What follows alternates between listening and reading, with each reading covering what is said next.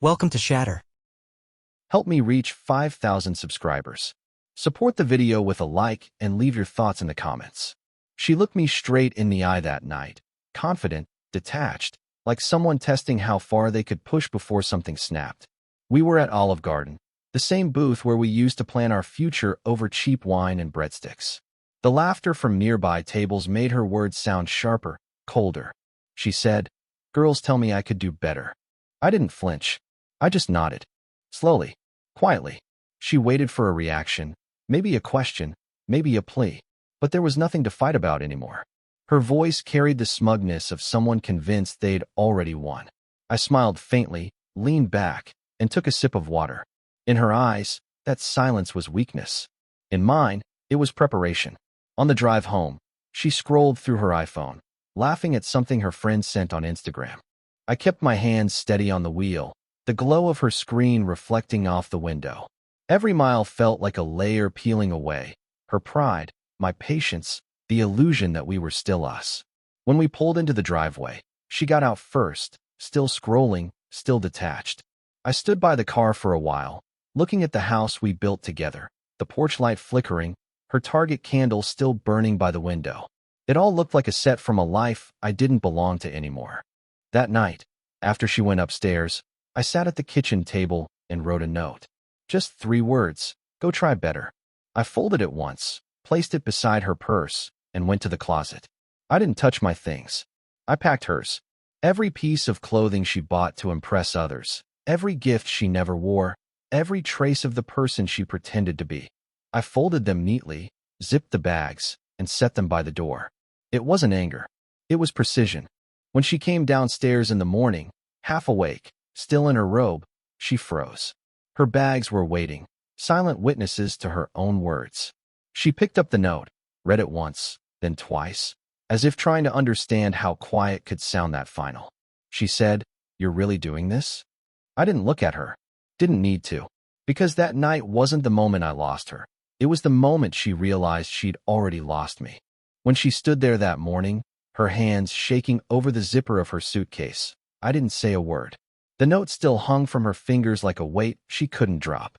The same mouth that once told me she could do better was now silent, because she finally understood what better looked like when it stopped tolerating her. She tried to fill the silence with questions that didn't matter. Is this because of what I said? Are you serious? You're overreacting. I poured coffee into a mug, the same one she used every morning, and set it on the counter. No words, just the quiet rhythm of consequence. She hated that most of all, the calm. I remember the way she looked around the room, scanning for signs of guilt or hesitation. There were none. I'd already done my grieving while she was busy performing indifference. Every joke she made about my stability, every comparison she let her friends whisper into her ear, it had built up to this exact silence. When she finally left, she didn't slam the door. She just stood there for a moment, waiting for something. Maybe for me to stop her, to say I didn't mean it. But I wasn't that man anymore. I watched her walk down the path, her suitcase wheels cracking against the concrete, the morning light catching in her hair. For a second, I remembered the first day I met her. The same confidence, the same fire. Only now, it burned in reverse, consuming her instead of lighting the way forward. After she was gone, I sat on the couch and exhaled for the first time in months. The house was still, peaceful. Her perfume still hung in the air, faint but fading. I opened my laptop, checked my emails, and started making plans. Not about her. About me. Work, finances, a trip I'd postponed for years. I made a list and started crossing things off. By noon, she had texted twice. "You're not serious." "Then, we should talk." I didn't answer. She needed to feel the space she'd created, the echo of her own words returning to her. Later that night, I got a notification, her post on Facebook. A picture of an empty wine glass, captioned, "Sometimes people show their true colors." It made me laugh, because she was right. I had, and they weren't colors she could ever dim again. The first few days after she left felt like stepping into a different kind of quiet. Not the kind she used to punish me with, but one that cleared space for breathing again. I didn't check her messages, though I knew they were coming. I muted her number and turned off notifications. For the first time in a long time, I didn't wake up to tension, I woke up to peace. By the third day, her friends started showing up in subtle ways. One of them, Claire, sent me a long message on Facebook. She said, "You broke her. She didn't deserve that." I stared at the words for a few seconds, then closed the app. People like Claire never saw what happened behind closed doors. They only saw what she told them, the curated version of us, filtered through wine nights and validation. That night, I sat on the porch with a cup of coffee, watching the sun dip behind the trees. The silence didn't hurt. It hummed like a reward. I thought about everything she'd said over the last few months, how her friends told her she could do better, how she repeated it like gospel. I wondered if they were with her now, helping her pack her pride back into shape, telling her how brave she was for walking away from the man who refused to chase her. The truth was, I didn't need her apology. I needed my clarity. I started rebuilding my routines. Workouts before sunrise. Breakfast at Waffle House instead of waiting for her to decide if she wanted to eat. I stopped scrolling through her social media, stopped caring about her friends' opinions. Every choice felt like a small act of self-respect. A week later, Josh from work mentioned seeing her at Target. He said she looked lost, standing by the home decor aisle, staring at a shelf for too long. He said she didn't seem angry, just hollow. I didn't ask for details, but I could picture it. The woman who once measured her worth by attention, now surrounded by silence, she couldn't escape. That night, another text came in from her. "You really replace me that easily?" I stared at the screen, my thumb hovering over the reply button. Then I set the phone down. There's a special kind of strength in not explaining yourself. I didn't know her closure. The silence she'd once used to control me had finally become mine, and I wasn't giving it back. By the second week, I had started to notice how much lighter everything felt.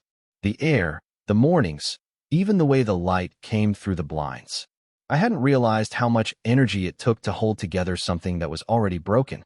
Every day felt like recovery from a storm I'd stopped pretending wasn't happening. Still, part of me wondered what her version of the story sounded like. I didn't look, but people talked.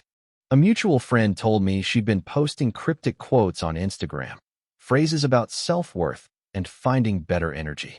It made sense. That's what people do when they lose control. They rewrite the ending to make themselves the hero. One night, I ran into Claire, the same friend who messaged me earlier. She was at a Starbucks near my office, holding her cup like she was debating whether to come over. She did. "She misses you," she said carefully. "She won't admit it, but she's breaking apart." I didn't respond right away. I just looked at her and said, "That's not my responsibility anymore." Claire frowned, but she didn't argue. She knew she couldn't. When I got home that evening, I saw her name flash on my phone again. Another text. This one read, "You didn't even fight for me." I stared at it, then let the screen fade to black. I'd fought enough. You can't save someone who's addicted to testing your limits. A few days later, I drove out of town, just needed space, distance, something that didn't smell like her perfume or echo her laughter in the hallways. I stopped at a small motel off the highway, near a diner that reminded me of simpler years. A waitress there smiled when I ordered coffee, asked if I wanted pie. I said yes. It felt human, real. That night, as I sat outside the motel watching trucks pass on the interstate, I realized something important. She had wanted attention, not love. Validation, not connection. And I had been feeding that illusion until the moment I stopped. She once said her friends told her she could do better. Maybe they were right. Maybe she could. But the truth is, I could too. And unlike her, I didn't need anyone to tell me that. Sometimes the quietest exit leaves the loudest echo. By the time a month had passed, the silence between us had turned into a border she couldn't cross anymore. I didn't block her, didn't delete her number, didn't erase the history. I just stopped opening the messages. Indifference is louder than any argument. And she was finally starting to hear it. At work, people had stopped asking about her. I'd noticed the shift in how they spoke to me. Less pity, more respect. It was strange how calm changes the way people see you. The man who used to bend over backwards to keep things together was gone. I'd started dressing better, eating clean, spending mornings at the gym instead of checking her social media. The world didn't owe me revenge, it owed me clarity. Then one Friday evening, Josh from the office mentioned he saw her at Walmart. He said she looked worn out, walking through the aisles like she didn't know what she was looking for. Her cart was half empty. She had that restless look people get when they've run out of performances and the audience has left. I didn't ask for details, but they stayed with me. Later that night, I drove out to the lake where I used to take her years ago. I parked the truck and sat in silence, listening to the water hit the shore. For the first time in forever, the quiet didn't feel heavy. It felt deserved. I remembered the way she'd once laughed there, how she said she loved that I listened more than I spoke. Back then, she saw it as strength. Somewhere along the way, she started calling it weakness. When my phone buzzed again, I didn't even look. I knew it was her. Probably another late-night confession typed through guilt and wine. The kind where pride and regret blend into something meaningless. I didn't need to read it to know what it said. The next morning, I went to Olive Garden for breakfast, the same place where she first told me she could do better. The waitress asked if I was waiting for someone. I smiled and said no, not anymore. It was strange how good that felt to say, because what she never understood was that silence doesn't just punish, it reveals. It shows you who actually has peace and who's just pretending to. And by then, my peace was unshakable. It was around week 6 when the shift truly happened. The silence that once filled her confidence now began to fill her fear. I didn't see it firsthand, but people talk, and her world was small enough for news to circle back. Claire told someone at the gym that she'd started showing up there more often, alone, always checking her phone between sets, pretending not to care that no one was texting back. The irony wasn't lost on me. She had surrounded herself with people who praised her independence, yet none of them were there when the show ended. That weekend, I decided to drive out of town. I stopped by a small Target to grab a few things for the trip. Snacks, a charger, nothing important. As I walked through the aisles, I thought about how simple it felt to make choices without her shadow over them. There was no tension, no second-guessing, no waiting for her approval. Just quiet decisions that were mine alone. On the way back to my truck, I caught my reflection in the glass door. Same face, same eyes, but something had changed. The man staring back wasn't looking for validation anymore. He looked steady, detached, unapologetic. That night, when I checked my messages, there was another text from her. I just want to talk. I didn't mean what I said that night. I read it once, then again. She finally mentioned it, the comment at Olive Garden, the one that started it all. The one she thought was just a harmless line. But I knew what it really was, truth disguised as a joke. A confession she hadn't been ready to own. I didn't reply. She needed to sit with it, to feel the echo of those words the way I had. Sometimes silence isn't cruelty, it's accountability. The next morning, I woke up early and went for a run along the lake. The air was cold, crisp, unfiltered. Every step felt like distance being built, not from her, but from the version of myself who needed her approval. When I stopped to catch my breath, I thought about how she once said I was too calm, as if peace was a flaw. Now that same calm had become the one thing she couldn't live without. And somewhere out there, I knew she finally understood what doing better really looked like. 2 months had passed when she finally broke the silence completely. It was a Thursday night. I had just come home from work, poured a drink, and sat on the couch when my phone started to ring. Her name flashed across the screen, and for a brief second, the room seemed to hold its breath. I let it ring. When it stopped, I stared at the missed call, half expecting her to give up. But she called again, and again. By the 5th call, I answered, not out of curiosity, but out of closure. Her voice came through shaky, uncertain. I just need to say something, she began. I thought I was being honest when I said I could do better. But what I meant was, I didn't think you'd ever stop trying. I didn't speak. The silence between us stretched long enough for her to fill it with regret. She went on. Everyone told me you'd come back. That you always do. But you didn't. You just disappeared. She was right. I had disappeared, first emotionally, then physically, but not to punish her. I had simply chosen peace over chaos. I finally said, you told me to let you find better. I did. My tone wasn't cruel. It was even, grounded. She started to cry, and for a moment, I almost felt sorry for her. Almost. When I hung up, I didn't feel triumphant. I felt resolved. That conversation wasn't about winning. It was about seeing clearly. The woman who once held my attention through manipulation now had none of my energy left to feed on. The next morning, I drove to Starbucks, grabbed a coffee, and sat by the window. Outside, the city moved as it always did, fast and different. I realized how much life had been waiting for me on the other side of her drama. People walked by with purpose. No one cared who left whom, who said what, who proved who wrong. It was freeing to exist quietly again. Later that day, I saw one of her posts online. A photo of her at some bar with friends, captioned, "Lesson learned. Never take the calm ones for granted." The comments were supportive, as always. But the eyes behind that smile were empty. That night, I deleted her number. Not in anger, not for show, just to remove the last thread connecting me to the noise. She had been right about one thing. She could do better. She just never realized that so could I. A few weeks after that last call, she showed up at my door. It was late, past midnight. I heard the soft knock before I saw her silhouette through the frosted glass.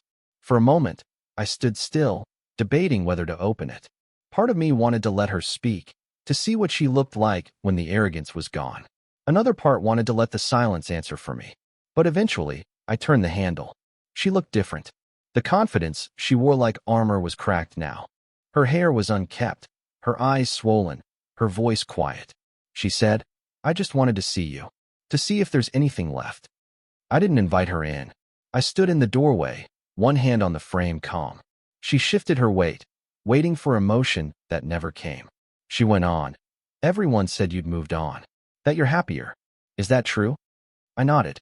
She swallowed hard. "I don't understand how you stopped caring so fast." I said nothing, and that silence seemed to hurt her more than any answer could. She looked around, as if expecting to see signs of her old life still here. Her framed photos, her favorite Target candle on the table. But the house had changed. The rooms felt cleaner, lighter, almost foreign to her. She wasn't home anymore, and we both knew it. "Finally," she said, "I just thought maybe we could talk. Maybe start over." I took a step back, not out of anger but distance. She noticed. "You really mean it," she whispered. "You're done." I didn't confirm it. I didn't need to. The truth was written in every inch of space between us. She lingered for a few seconds, searching for something to hold on to. But there was nothing left for her here, not even resentment. When she turned to leave, I watched her walk down the steps, shoulders slumped, the night swallowing her. The door clicked shut behind her, and I stood there, breathing in the quiet she left behind. It didn't sting anymore. It felt right. That night, as I sat on the couch, the echo of her knock still faint in the room, I realized something profound. Some goodbyes don't need words. Just absence. And she had finally been introduced to hers. The next morning, the knock from the night before still echoed somewhere in my mind. Faint, but lingering. It wasn't pain, it was confirmation. That door had closed for good. And the strangest thing was, I didn't feel lighter because she was gone. I felt lighter because I had finally stopped carrying the version of myself that needed to be understood by her. Over the following days, life began to move with a rhythm I hadn't known in years. I'd wake up early, make coffee, head to the gym, then work. Simple, focused, clean. There was no checking my phone, no waiting for her name to appear, no emotional hangovers from conversations that went nowhere. I had rebuilt my peace from the ashes of our noise. But even peace attracts attention. One night, Claire texted me again. She said, "You know, she really fell apart after that visit. She thought you'd still care." I read it once, then deleted the message. There was nothing to say. Some people need the illusion of your presence to feel whole, and when you remove it, they mistake their own emptiness for your cruelty. That weekend, I took a drive, no destination, just the open road. I stopped at a small diner outside town. The waitress poured me coffee and asked if I was passing through. I said, "Just catching my breath." She smiled, like she understood more than she let on. It's strange how strangers sometimes see your peace clearer than the people you once loved. Later that night, I checked my phone out of habit. A message from an unknown number waited. The first line read, "I finally understand." It was her. "You didn't stop caring overnight. You stopped when I stopped respecting you. I see it now." I read it twice, then turned off the screen. No anger, no nostalgia, just a quiet acknowledgement that the lesson had finally reached her. The silence that followed wasn't empty anymore. It was full of closure, of truth, of distance earned. I leaned back, closed my eyes, and felt the kind of calm that doesn't need validation. She had repeated the words her friends gave her. You could do better. And maybe she did try. But I had done something rarer. I became better. Not to prove her wrong, but to prove myself right. And that difference was everything. A few months later, I saw her one last time. It wasn't planned. I was leaving a meeting downtown, walking toward my truck, when she stepped out of a Starbucks across the street. For a moment, she didn't see me. She looked smaller somehow, her posture softer, her face tired, her phone hanging loosely in her hand. She wasn't scrolling anymore. She was just standing there, like someone waiting for a past that wasn't coming back. When her eyes finally met mine, she froze. There was no anger, no guilt, no drama. Just the quiet recognition between two people who had both outgrown what they once mistook for love. She gave a faint smile, the kind people give when they realize words won't change anything. I nodded. Nothing more. And then I turned and walked away. As I got into my Ford F-150, I glanced once in the mirror. She was still standing there, coffee untouched, watching me leave. But the difference this time was clear. I wasn't walking away to hurt her. I was simply leaving because the version of me she knew no longer existed. Driving out of the city, I thought about that first night at Olive Garden. The flicker of amusement in her eyes when she said her friends told her she could do better. Back then, those words had cut deep. Now they sounded like background noise, echoes from another life. Because what no one tells you is that better isn't someone else. It's who you become when you stop accepting less. I didn't hate her. Not anymore. She was a mirror, showing me every place I'd compromised, every time I'd chosen silence just to keep the peace. And now that peace belonged entirely to me.